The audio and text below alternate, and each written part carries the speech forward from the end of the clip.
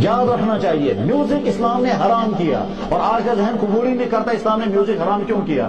فرمایا اللہ کے نبی علیہ الصلوۃ والسلام نے الغنا ينبت النفاق في القلب كما ينبت الماء الكلى، کہ گانا اور میوزک، یہ ڈانس اور میوزک دل کے اندر نفاق ایسے پیدا کر دیتا ہے جیسے بارش یا پانی گھاس اگا دیتا ہے، ویسے نفاق پیدا ہوتا ہے۔ یعنی جب انسان گانے سنتا ہے اس میں پھر عشق کی باتیں ہوں گی، پھر جی چاہے گا میں بھی کسی کا عاشق بنوں یا کسی کا معشوق بنوں، میں بھی کسی کے ساتھ افیئر جوڑوں گا، پھر ہر وقت گانے کو جی چاہتا ہے، اس کے ذہن میں بھی گانے گھومتے رہتے ہیں، وہ صبح کو آنکھ کھولے گا سب سے پہلے گانا ذہن میں آئے گا۔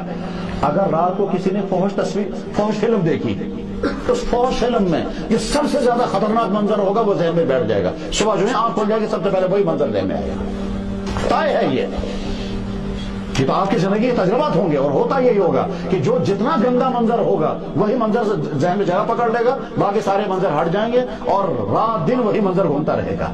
پھر جی چاہے گا ہم بھی تھرکیں گے، ہم بھی اپنے سر کو نچائیں گے، پھر ہم بھی ڈانس محفلوں میں جائیں گے۔ تو ڈانس، میوزک، افیئرس، ڈرگس، یہ تمام وہ چیزیں، اور فیشن، یہ تمام وہ چیزیں ہیں جو آج کے نوجوانوں کی روحانی بیماریاں ہیں۔ جیسے بڑھاپے میں بیماریاں الگ قسم کی ہوتی ہیں، ملازموں کو الگ قسم کی بیماری ہوتی ہے، جوانوں کو یہ بیماری ہوتی ہے۔ اگر آپ نے اپنی جوانی کو ان بیماریوں سے بچا دیا تو انشاءاللہ آپ کے مستقبل کی زندگی کامیاب ہو جائے گی۔ جیسے ہم اپنے جسم کو بیماریوں سے بچانے کی فکر کرتے ہیں، ویسے اپنے روح کو بھی بیماریوں سے بچانے کی فکر کریں۔